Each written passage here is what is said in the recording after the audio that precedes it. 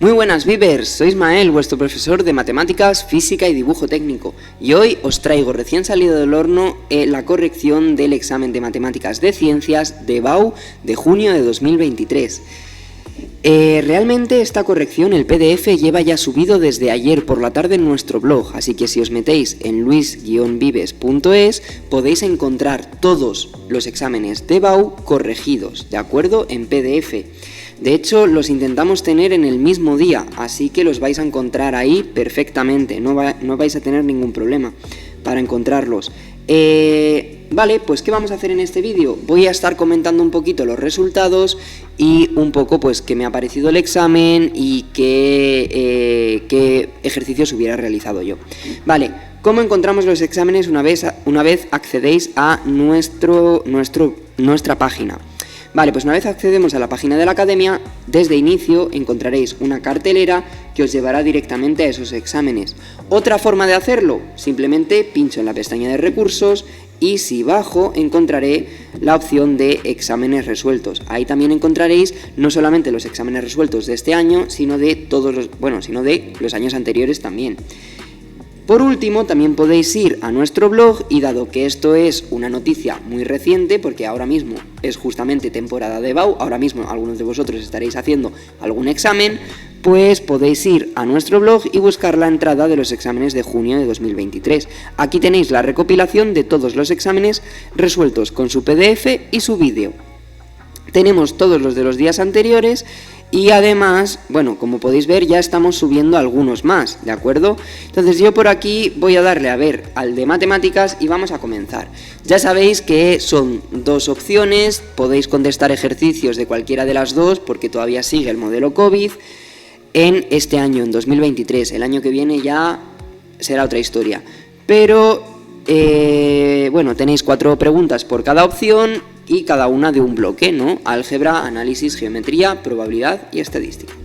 Vale, vamos a comenzar con la primera opción y en concreto con el primer ejercicio. Es un ejercicio viejo conocido, muy temido por algunos alumnos, un problema de álgebra. Me hablan de 3 tipos de camiones que se utilizan en obras para retirar material.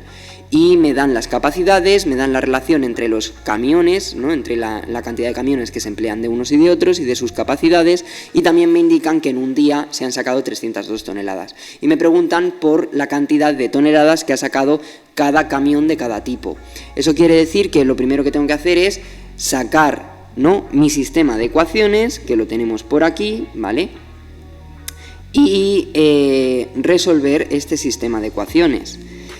Al resolver el sistema de ecuaciones, ¿qué me voy a encontrar? Bueno, para empezar, podemos utilizar tanto Gauss como Cramer como algún otro método, ¿vale? Como por ejemplo sustitución. Nosotros hemos optado por Cramer ya que va a ser un sistema compatible determinado. Es muy raro que sea un sistema compatible indeterminado en este ejercicio, ¿vale? Podéis comprobarlo si queréis. No es necesario, como ya digo, no van a poner un examen con un compatible indeterminado en un ejercicio de este tipo, pero sí que podéis comprobarlo por si acaso, no vaya a ser.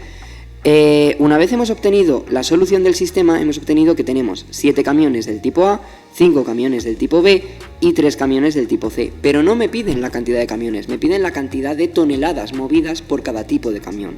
Eso quiere decir que necesito tener en cuenta que los camiones de tipo A son capaces de mover cada uno 14 toneladas, los de tipo B 24 y los de tipo C 28 toneladas. Por lo tanto, la cantidad transportada por los camiones de tipo A serán 7 camiones que he usado por 14 toneladas que puede llevar cada uno. En total, mis camiones de tipo A han llevado 98 toneladas.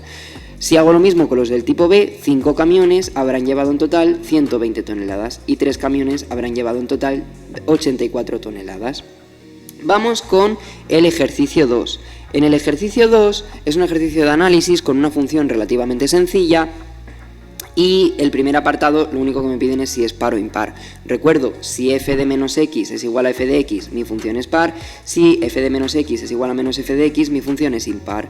En este caso, simplemente lo que tengo que hacer es calcular f de menos x y menos f de x. Hemos comenzado en nuestro caso calculando f de menos x y justamente nos hemos dado cuenta de que es igual a f de x. Por lo tanto, paren las rotativas porque justamente ya no hay que seguir haciendo nada. Ya hemos encontrado que mi función es par.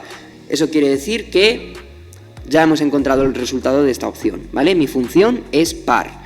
¿Qué más? Me indican en el apartado B que quieren que estudie la derivabilidad en el punto x igual a 1. Vale, lo primero que tengo que comprobar siempre que me pidan esto es que mi función está definida y no tiene problemas y además no tiene problemas de continuidad en ese punto. Esta función, por su construcción, no tiene ningún problema de ningún tipo, ni de continuidad, ni de no estar definida en 1. Por lo tanto, sí que podría ser derivable, ¿vale? De lo contrario, si tuviera algún problema de continuidad en ese punto o no estuviera bien definida en ese punto, entonces ahí a lo mejor ahí sí que no sería derivable, ¿de acuerdo?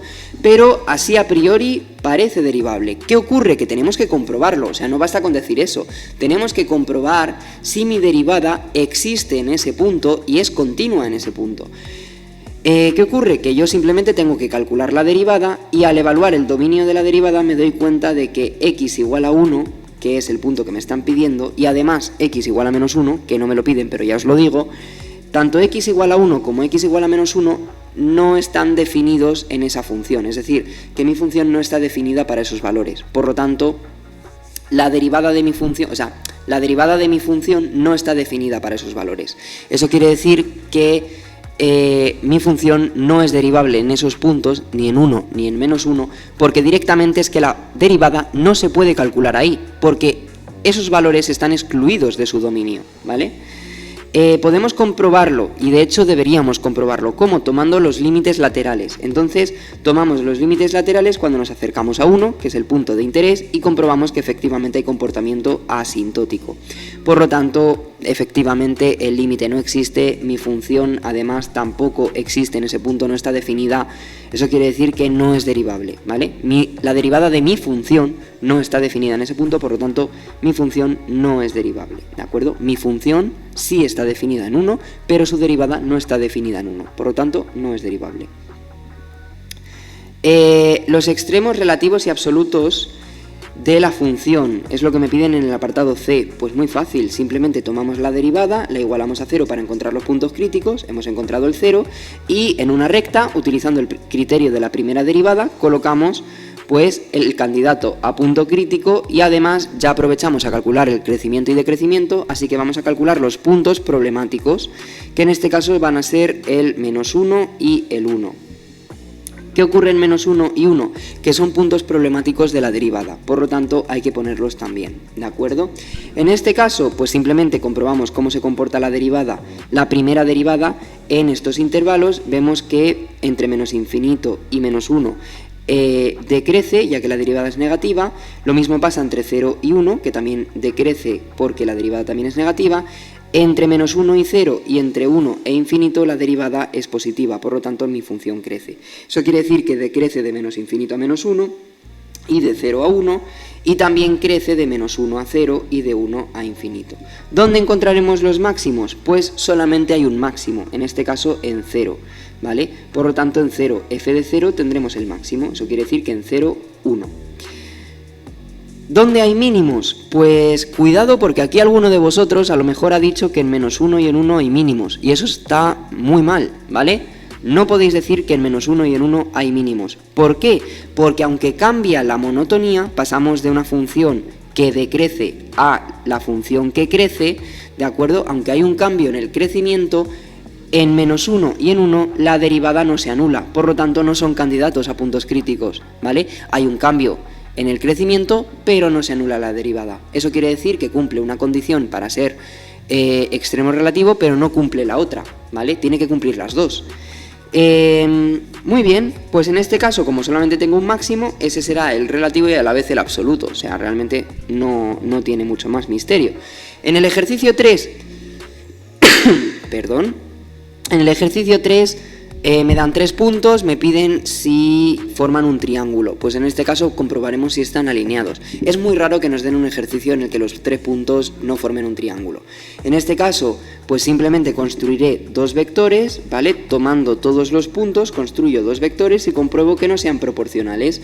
Si no son proporcionales, como es en este caso, pues Eso quiere decir que formarán un triángulo, ¿de acuerdo? Para hallar la ecuación del plano, pues mira, voy a aprovechar estos dos vectores, que serán mis vectores directores del plano, y tomaré un punto cualquiera de los tres que me han dado. En este caso, tomo el punto A.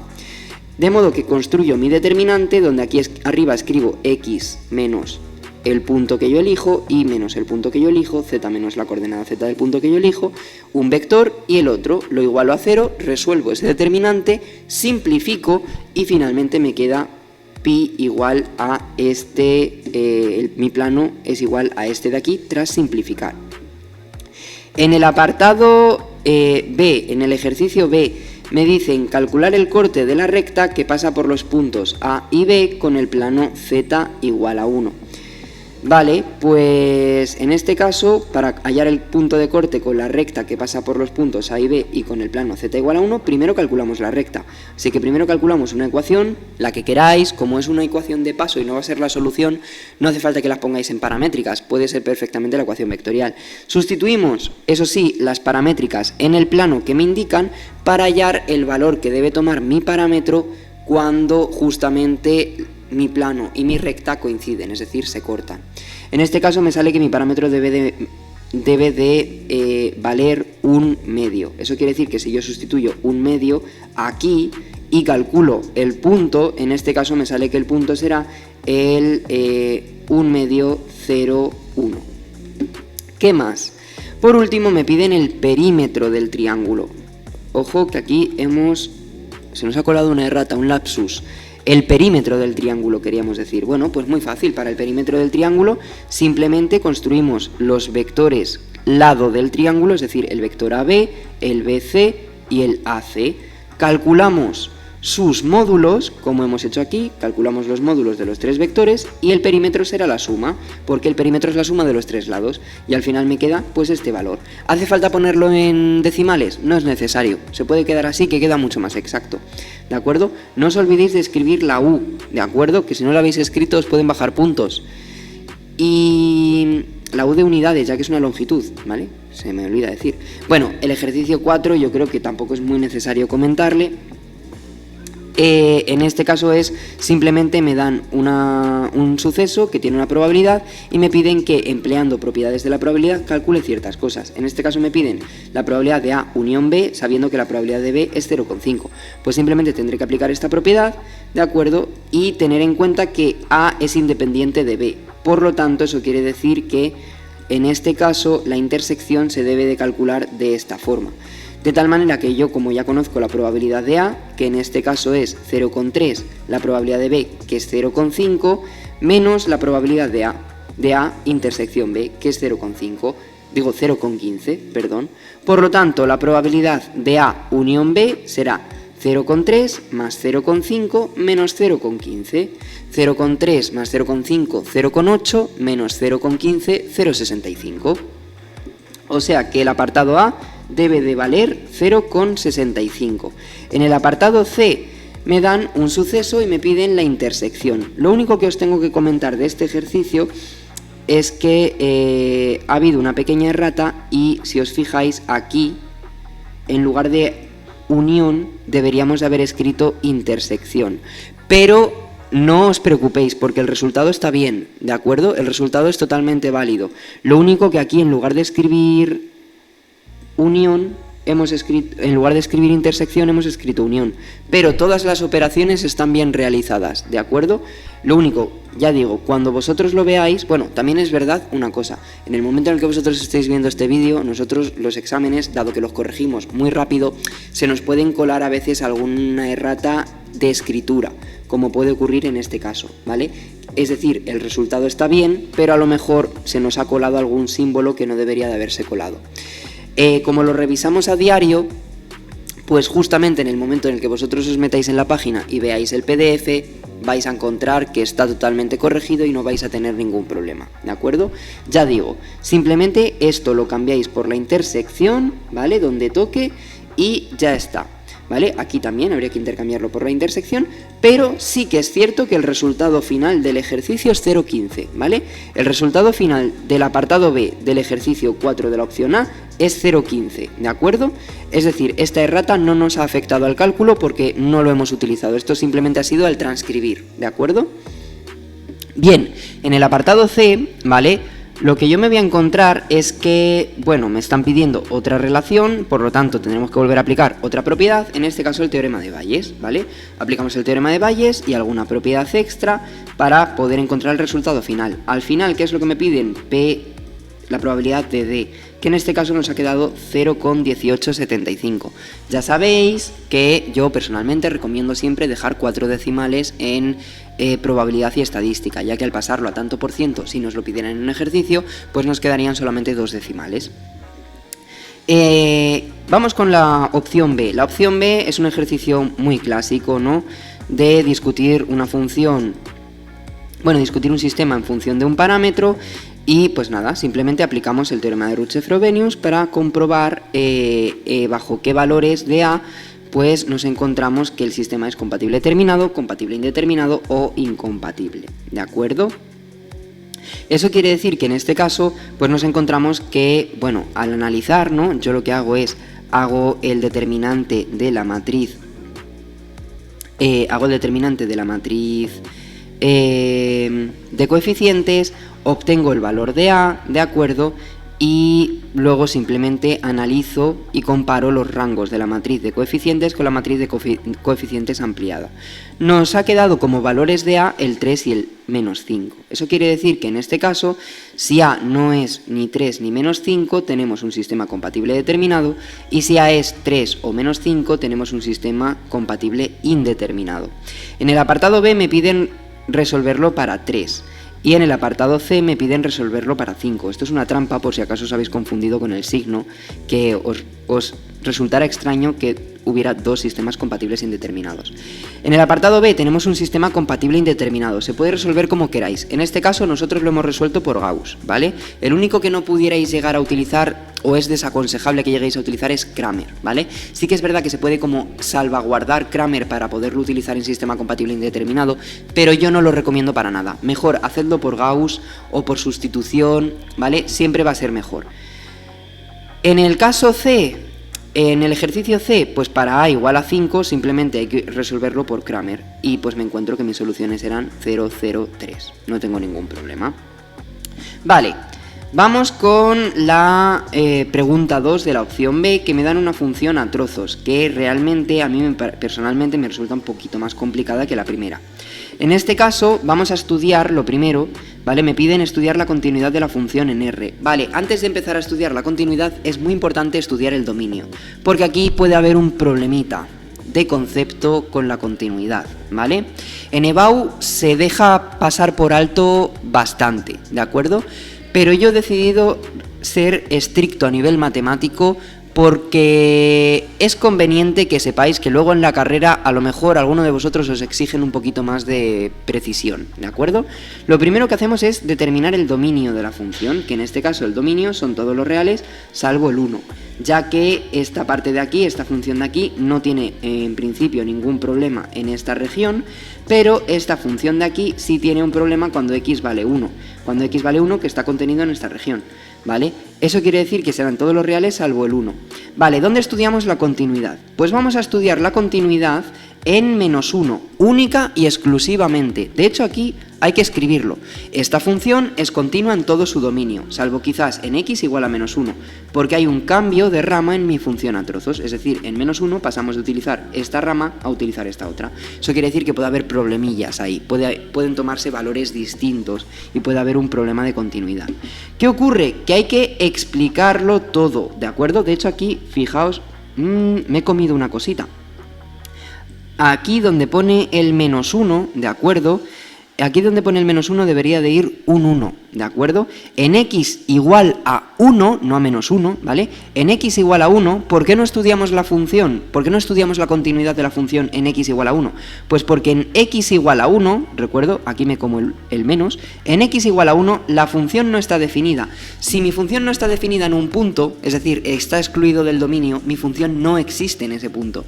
Pero que no exista no significa que sea continua o no continua, significa que no existe. Para que una función sea continua o discontinua en un punto, tiene que existir primero, ¿de acuerdo? Eso es muy importante, ¿vale? Porque si mi función no existe en un punto, eso ya es otra cosa, ¿de acuerdo?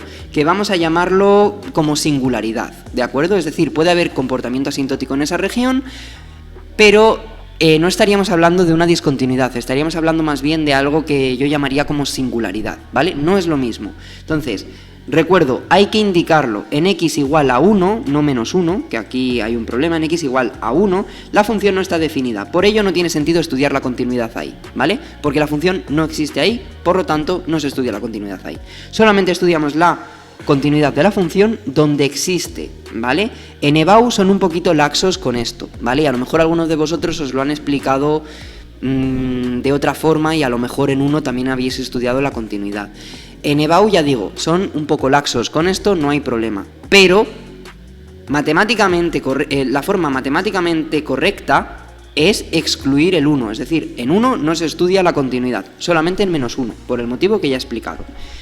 En este caso, simplemente comprobamos que mi función evaluada en el punto coincide con sus límites laterales, que en este caso sí. Por lo tanto, mi función es continua en torno a x igual a menos 1. Fijaos, con las prisas no nos dimos cuenta y el menos 1 lo escribimos aquí y el 1 lo escribimos aquí. En este caso, ¿de acuerdo? Dado que los límites laterales en torno a x igual a menos 1, ¿vale? Y mi función evaluada en dicho punto toman el mismo valor, mi función es continua en dicho punto. Es decir, mi función es continua en x igual a menos 1. Y, de hecho, como era el único punto problemático del dominio, mi función es continua en todo su dominio, ¿vale? Ya digo, este menos 1 de aquí lo deberíamos de haber puesto aquí, ¿vale? Como menos 1, ¿de acuerdo? O sea, aquí debería de haber un 1 y aquí debería de haber un menos 1, ¿vale? Ya digo, en el momento en el que vosotros os metáis a ver el PDF, esto ya estará corregido. En el apartado B, ¿qué me indican? Bueno, me piden hallar un límite. Este límite es relativamente sencillo porque es una indeterminación del tipo 1 elevado a infinito. Simplemente aplico la fórmula, ¿vale? El PDF me ha jugado un poco una mala pasada aquí, ¿vale? Pero tenéis que tener en cuenta que toda esta parte que estoy marcando debería de estar en el exponente de la E, ¿de acuerdo? Técnicamente lo está, ¿vale? Lo que pasa es que al pasarlo al formato PDF no lo refleja del todo bien, entonces nos encontramos que aquí parece como que está a continuación, pero no es así, ¿vale? Esto sería e elevado al límite cuando x tiende a menos infinito de esto por esto, ¿de acuerdo? Si yo resuelvo este límite, que es relativamente sencillo, me queda que e es igual a menos 4. Y el apartado C me piden una integral. La única dificultad de esta integral es encontrar en qué región integro. La región en la que tengo que integrar será la región que contenga todos los números del menos 1 al 0. Todos los números del menos 1 al 0 están contenidos, en este caso, aquí, ¿de acuerdo? Del menos 1 al 0. Eso quiere decir que en este caso simplemente tendré que tomar la integral de esta función evaluada en esa región, ¿de acuerdo? Esta función, ¿qué ocurre con ella? Que es una integral racional. Es muy sencillita porque es de primer tipo, es decir, simplemente tengo que dividir la parte de arriba entre lo de abajo, reescribir la integral, me quedarán integrales inmediatas, cuyo resultado final se puede interpretar como este de aquí. ¿Hace falta dar valores en decimales? No, se puede quedar perfectamente así. En el apartado 3, en el ejercicio 3, me dan una recta, un plano y un punto. Lo primero que me piden es estudiar la posición relativa de la recta y el plano y calcular su intersección. Muy sencillo, simplemente para calcular la posición relativa se puede hacer de muchas formas, podéis hacerlo por rangos, podéis hacerlo con sustituir paramétricas, etcétera, etcétera, etcétera. En mi caso, ¿yo qué he hecho? Simplemente he estudiado una forma muy rápida de comprobarlo, ya que me están hablando de una intersección, eso me da muchas pistas de que esta pregunta tiene casi todas las papeletas de que vaya a ser recta y plano secantes. Por lo tanto, simplemente he hecho el producto escalar entre el vector director de mi recta y el vector normal al plano. ¿Qué ocurre? Que si mi recta y mi plano fueran paralelos o coincidentes, el vector normal de mi plano y el vector director de mi recta serían perpendiculares y por lo tanto este producto debería de valer 0. Como no vale 0, directamente ya sé que no van a ser perpendiculares y por lo tanto van a cortarse sí o sí. Por lo tanto yo ya sé que son secantes sin necesidad de comprobar absolutamente nada más. ¿De acuerdo? Ya esto de por sí solo es una demostración de que sean secantes. Entonces, para encontrar el punto de corte hay unas paramétricas, sustituyo las paramétricas en el plano para encontrar el valor del parámetro. Cuando estoy en el punto de corte, sustituyo el valor del parámetro en las paramétricas y me encuentro justamente con que el punto de corte es exactamente el punto perteneciente a la recta que me dan en el enunciado. En el apartado me piden la proyección. La proyección ortogonal del punto sobre el plano es simplemente si yo construyo una recta que pasa por el punto y es perpendicular al plano, pues es el punto de corte de esa recta con el plano. Así que lo que hacemos es construir esa recta perpendicular, encontramos el punto de corte de la recta perpendicular que pasa por el punto que me han dado en el enunciado por el punto A, ¿vale? Calculo la recta perpendicular al plano que pasa por el punto A, encuentro la intersección entre dicha recta y el plano y sustituyo ese parámetro, ¿no?, de nuevo en las paramétricas para encontrar exactamente el punto de intersección entre la recta y el plano. Y de esta forma encuentro el punto proyección, porque realmente la proyección no es otra cosa que la sombra que proyecta ese punto sobre mi plano. Entonces mi punto será el 2, 1, 0. Finalmente me piden encontrar un punto simétrico del punto A con respecto a la recta R. Pues muy fácil, simplemente tendré que calcular un